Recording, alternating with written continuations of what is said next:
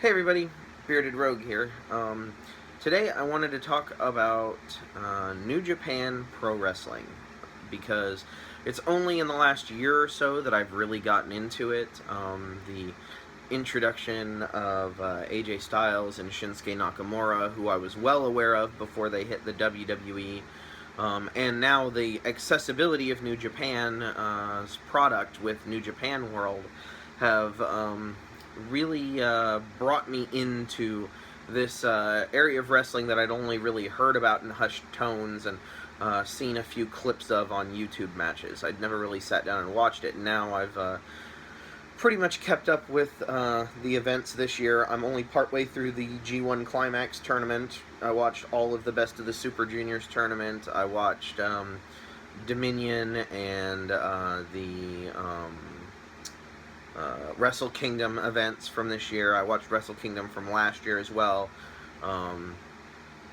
But just kind of trying to catch up with all of these amazing characters and everything, and I found that New Japan Pro Wrestling is amazing and is probably the only thing out there right now that has a chance of toppling WWE from its throne. I don't know that it'll ever take off in the English markets as much as WWE has. I think there's a firm trench. They're firmly entrenched there, but I think that New Japan actually has a chance.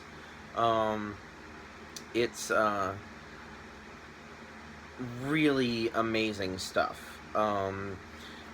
The best thing I can say is that it really seems like a lot of the stuff that I fell in love with about NXT started in New Japan. A lot of the wrestlers that I absolutely love also started in New Japan. And I say New Japan Pro Wrestling, that's just to differentiate it from All Japan Pro Wrestling. New Japan Pro Wrestling has been around forever.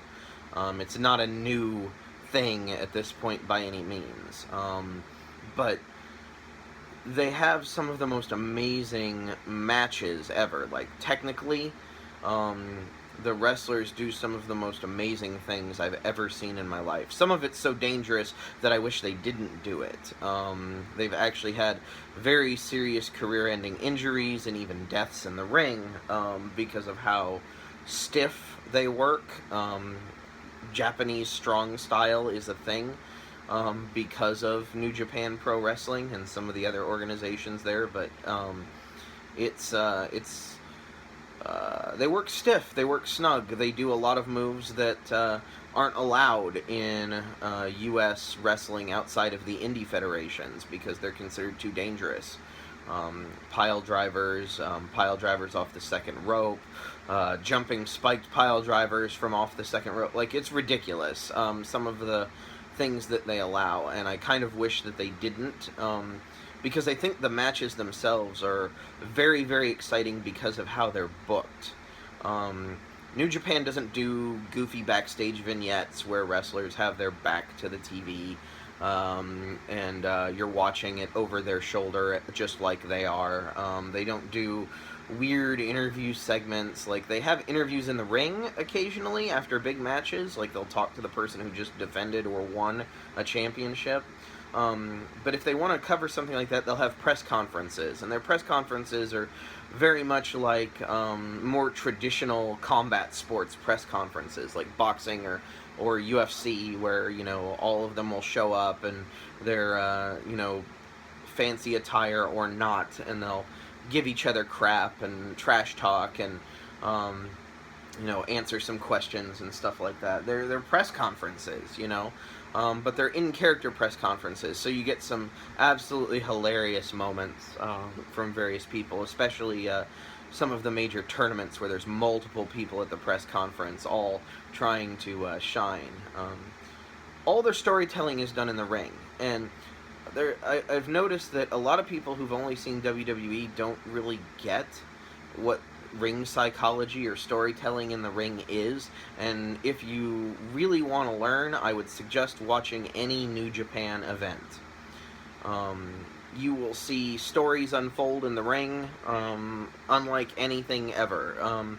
One of the best matches I've ever seen in my life, hands down, was Kazuchika Okada versus Kenny Omega from this year's Wrestle Kingdom. It was their their first match, they've since had a rematch, but their first match was unbelievable storytelling. Kenny Omega, who's the leader of Bullet Club, which is a faction that was actually started by formerly Prince Devitt, now Finn Balor, for my NXT fans out there. He's the current leader. AJ Styles was the leader between them before AJ was ousted and went off to WWE as well. But Kenny's like a serious badass. Like, he's proved himself on the mid-card belts, the lower level belts inside the company. And so going after their heavyweight champion was basically his natural progression. I mean, he's an amazing worker, he's an amazing promo, he's learned to speak Japanese, so he can deliver promos in the native tongue of the land he's wrestling in. He's just super smart guy, really, really intelligent. And Okada looks like $1 million. Like, I don't understand how Okada was so misused when he came to the U.S. They put him in a Kato outfit and had him be Okato. Like, it's that bad. But he looks like $1 million. Like, he looks like a living, breathing championship. And both of them are capable of 5-star matches with almost anyone. And to have them both wrestle each other was amazing. But Kenny's finishing move, the One-Wing Angel, is just a move that nobody kicks out of. That's just what it is. And so the whole story of the match was him trying to hit this guaranteed finisher on Okada and never being able to do it.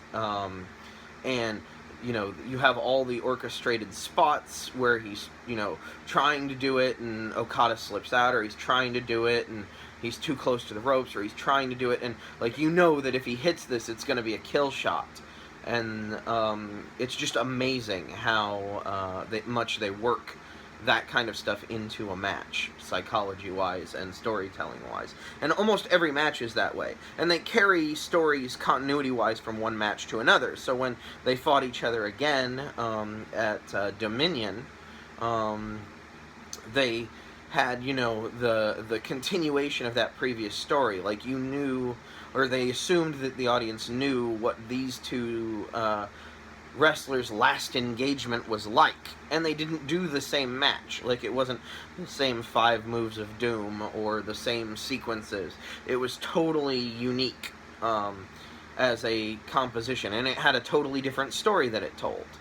But the wrestling there is just technically unbelievable. The storytelling in the ring is also unbelievable. The characters there are awesome. There's lots of factions. Almost everybody's part of a faction unless they aren't, and if they aren't, there's a legitimate reason why they aren't. It feels a lot like a I don't want to say prison yard in that way, but everybody bands together for safety in numbers. Like, even the comedy wrestlers band together with other people for safety in numbers. And so if somebody decides to go it alone, it tells you something about them beyond just that, this guy doesn't like other people. The factions all are very unique and different. They have this amazing depth of roster, and multiple belts. Like, New Japan has a ridiculous number of belts in a modern context. They have their juniors, which are basically their cruiserweights or light heavyweight belts, and then they have so they have a juniors title, they have juniors tag team titles, and a juniors trios title, 3-man tag team or 3-person tag team, and then they have their main belts, the IWGP belts, which is main belt, intercontinental belt, and tag belts. And then they have the never open weight titles. And open weight is just anybody can hold them. They were originally supposed to be for, like, young upstarts, but have since kind of become almost like a a veteran's belt, like a verify that this guy knows what they're doing. There's a ton of belts. I'm sure that I've actually missed some, or that I've put them in the wrong categories, because there's a ton of belts. But it always gives somebody to fight fight over. Like, there's always something to fight over.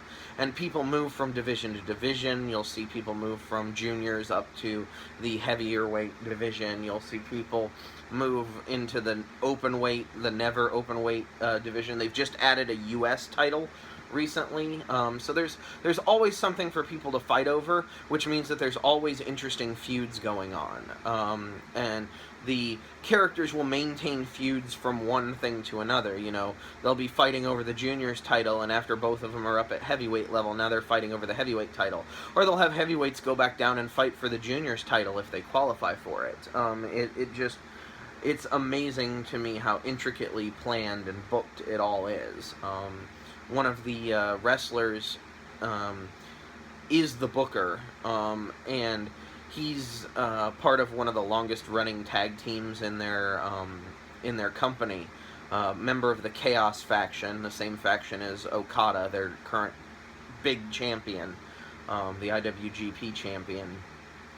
But he does a fantastic job of making sure that everybody has a place on the card, and that you know, they find time for enhancement talent, they find time for comedy matches, they find time for technical spectacles, they find time for just knockdown, drag-out slugfests. Like, every kind of wrestler you could want to see is there. They have lucha libre talents, they have strong style talents, they have old school WWE hosses, and a depth of roster that's impressive. They have a lot of homegrown talent that's been there forever, years and years and years, and these guys aren't afraid to put other people over, or be in the mid-card, or occupy the early slots. They don't keep coming back and taking the spotlight from the younger talent. I'm sure that they're getting a payday. I don't know what the payday is like, but I know that they're not like clutching to the spotlight like the wrestlers from the 80s did all through the 90s and the early 2000s, trying to keep their spot on the top and push everybody else down. A lot of the wrestlers who I really love got their start in Japan, or have been to Japan multiple times over the course of their careers, and it's just, I don't know how to explain it, but it's wrestling in nearly its purest form in my eyes. It's all about the physical competition, or the appearance of physical competition in the ring. And they leave it all out there. Anybody who thinks that wrestlers aren't athletes, watch New Japan Pro Wrestling and you'll have your mind changed. These people are at the top of their game. And it's amazing how they're always trying to one-up each other, even inside the same card. Like, you'll have a 3-hour event, and the last 2 hours are championship matches, where each one is a championship match that you really want to see, and where they try to outdo the match that happened prior to it. And the reason Okada Omega was the final match is because those two guys deserved it and could put on a match that was better than anybody else. My favorite wrestler right now out of New Japan Pro Wrestling is probably Tetsuya Naito. He's the head of the Los Ingobernables de Japón faction, and I'm sure I mangled all of that pronunciation. But he's somebody who just doesn't care. Like, that's his character. He just doesn't care. He doesn't care about championships. He doesn't care about any of this. He's just all about sticking it to the man. Like, he held their Intercontinental belt, and just let it fall apart. Like, he'd throw it places. He tried to buy food at McDonald's here in the U.S. by paying for it with that title. He just didn't care. Like, the other members of his faction pick it up and carry it, because he just kind of leaves it behind. So it's like the ultimate disrespect and dishonor. But he can go in the ring. Like, everybody respects him as a competitor and doesn't understand why he's so him. But it's a totally unique spin on a character wherein, you know, he's here to fight, and he's here because that's what he does, and the title itself is just this prop that they gave him. Oh well. Whereas other people are like you know, hold their titles to be revered and sacred. Um, you know, all sorts of amazing stuff in there. Overall, it's a hell of a show. I highly recommend it. They have a streaming service that is available here in the U.S., New Japan World. You can also find matches online on YouTube a lot of the time. One of the matches that got some major buzz was not this year, but last year, Super Juniors tournament. Will Ospreay versus King Ricochet, who's Prince Puma in Lucha Underground. That's an amazing match. There's a lot of divisive commentary about that match as to whether or not it's a wrestling match or a gymnastics exhibition. But I suggest that you check it out and make a determination for yourself. Exactly what they're doing there. I've since seen additional matches between those two competitors, and none of them are the same, and all of them kind of continue that same story. It's like they started with that match where it's all about who can high fly who, and have since had a match where even there wasn't a top rope, like the top rope broke and they had a match with no top rope. That was in WCPW, but yeah, they're amazing, to say the least. I've really gotten into New Japan. I really highly recommend it. If you're a fan of wrestling, if you haven't seen a New Japan match, you're in for a treat. It's so good. It's so good. It's what I want wrestling to be a lot of the time. Not to say that incorporating some of the things from NXT or Ring of Honor type stuff. Oh, that's another thing. They have a agreement with Ring of Honor and CMLL in Mexico to trade talent and stuff. So this year's Wrestle Kingdom actually had the Ring of Honor Championship match between Kyle O'Reilly and Adam Cole, baby. And they trade talent back and forth and do a lot of stuff with some of the major indies here in the U.S., which is even cooler because it means you get to see some people that you're more familiar with. I have a feeling that a lot of the Ring of Honor talent is going to be helping to flesh out the New Japan U.S. tour or roster that they're looking to build as they try to expand into the U.S. now with this U.S. title and the fact that they've started having live dates here in the U.S. I'm really excited about that. I think they can give WWE some actual competition. TNA, Impact Wrestling, Global Force Wrestling, whatever the heck they're calling themselves now, is a shell of its former self and is going to have to do so much work rebuilding that I think Ring of Honor has a better shot at being competition for the WWE, even though Ring of Honor at this point is basically the farm leagues for WWE. I don't know. We'll see what happens, but I'm really excited about it. New Japan is a very different product, and it's a very fantastic product, and I highly recommend it. You should go check it out. Anyway, that's it for today. Bearded Rogue, out.